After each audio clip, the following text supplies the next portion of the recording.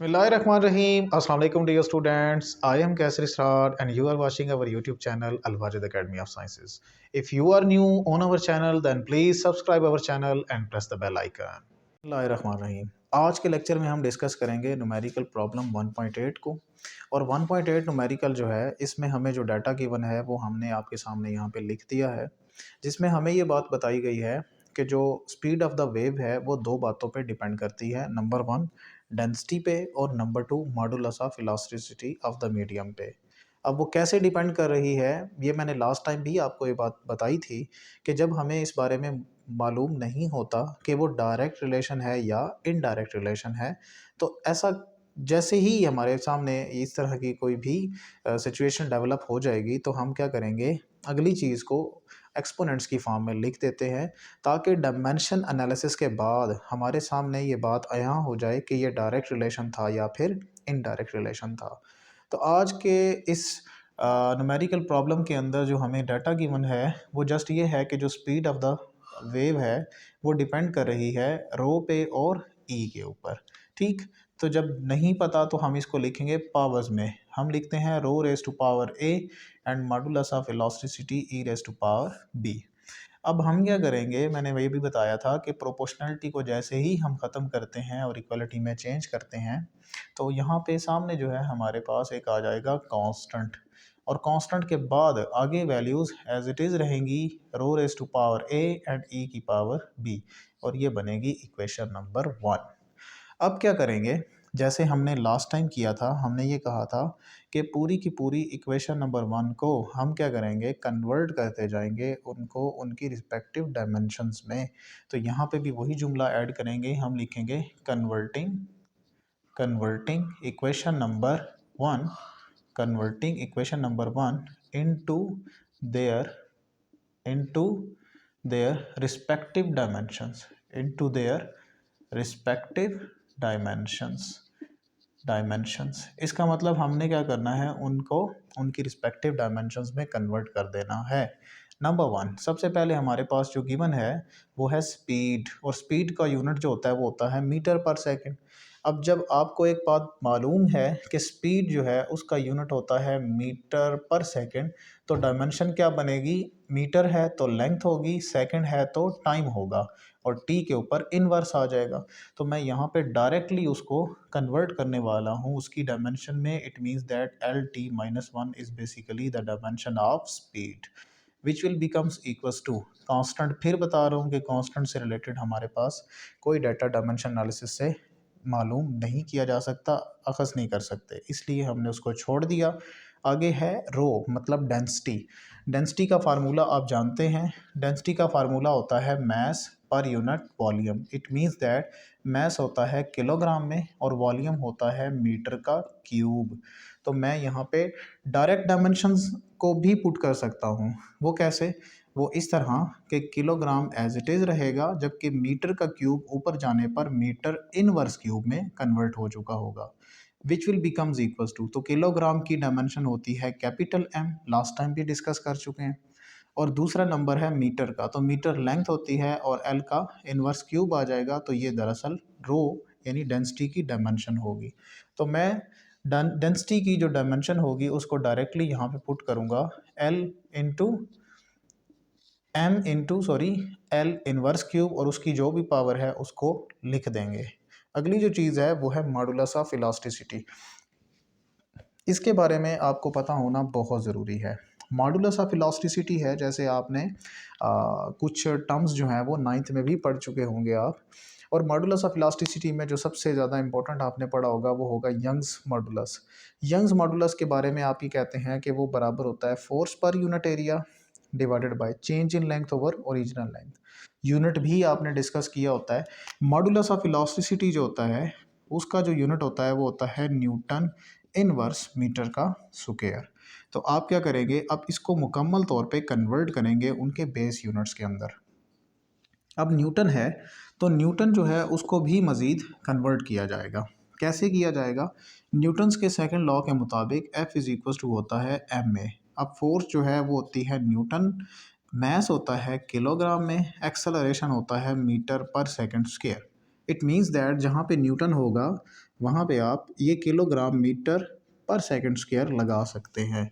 तो मैं यहाँ पे लिखूँगा किलोग्राम मीटर पर सेकंड स्क्वायर मल्टीप्लाइड बाय, अब मीटर इनवर्स स्क्वायर जो है वो इसके साथ ज़रूर आएगा।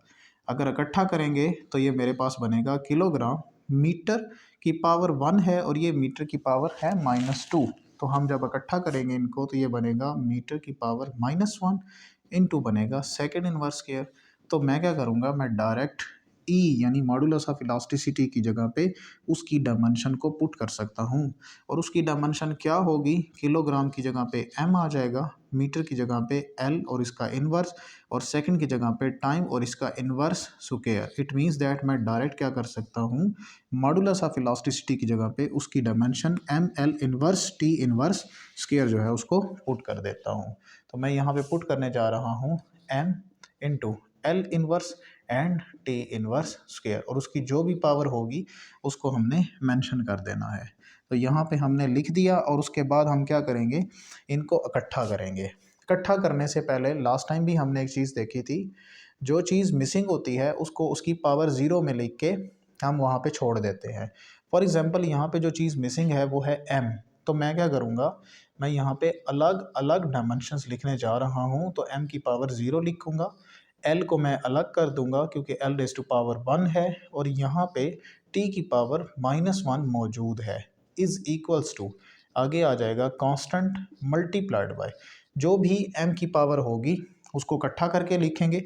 यहाँ पे है एम और एम की पावर ए है, और यहाँ पे एम की पावर बी है।